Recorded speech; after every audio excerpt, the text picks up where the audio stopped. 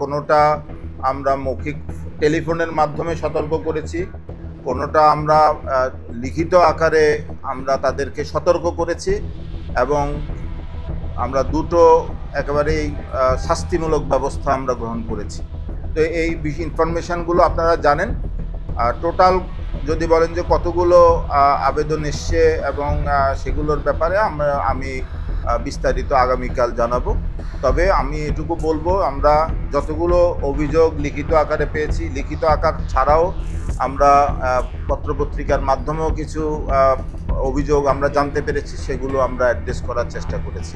এটার একটা শেষ ধাপে আমরা এসে পৌঁছেছি, ফলে আমাদের কাছে আর মাত্র কালকে আর পরশু দিন বাকি আছে। ফলে আমার তরফ থেকে, অর্থাৎ আমাদের কমিশনের তরফ থেকে একটা স্পষ্ট আপনাদের কাছে আমাদের অনুরোধ থাকবে যে আমরা কালকেই আপনাদের সবার কাছে যে নির্বাচনের দিন গণমাধ্যম কিভাবে আচরণ করবে, অর্থাৎ গণমাধ্যম কর্মীরা কিভাবে ভোট দানের যে খবর সেগুলো সংগ্রহ করবেন, ভোট গণনার খবর কিভাবে সংগ্রহ করবেন, সেই সম্পর্কে একটা লিখিত আচরণবিধি আমরা গণমাধ্যম কর্মীদেরকে কালকে হাতে আমরা দিতে চাই। তো সেটি আমরা দেব, কিন্তু আমরা জানি যে আপনাদের দায়িত্বশীল ভূমিকা যেটা আমরা দেখে এসেছি সেটার উপরে আমরা ভরসা করতে চাই।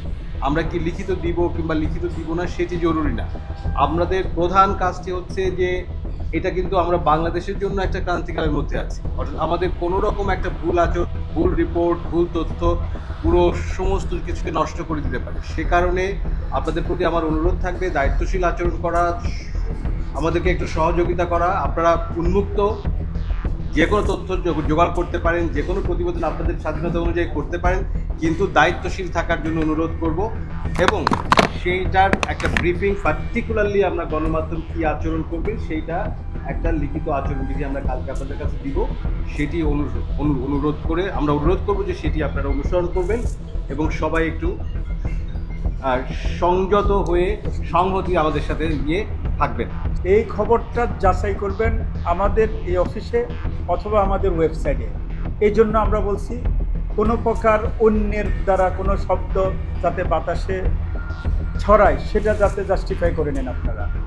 আর কালকে এই বিষয় আমাদের কাছে আসছিল, আমরা আমাদের কোনো জায়গা থেকে কোনো তথ্য দিয়েছে কিনা আমরা আইসিটি, আমাদের অ্যাডমিশন ইত্যাদি সব জায়গায় আমরা চেক করেছি, সবাই কনফার্ম করেছে আমাদের এখান থেকে কোনো তথ্য যায়নি।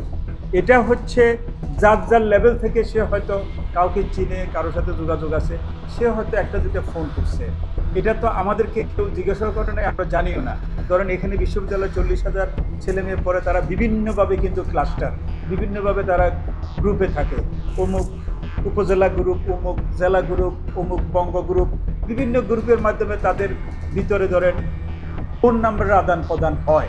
তো সেই অনুযায়ী হয়তোবা এটা হয়ে থাকতে পারে, যেটা আমাদের সাথে কোনো সম্পর্ক নেই। আমাদের একটা সাইবার অপরাধ নিয়ন্ত্রণ সেল ছিল, আমাদের এখানে একজন সম্মানিত মেম্বার আছেন, তিনি সহ আরও 2 জন সদস্য বিটিআরসি ভিজিট করেছেন, সেখানে সুনির্দিষ্টভাবে অভিযোগ দিয়ে আসছেন।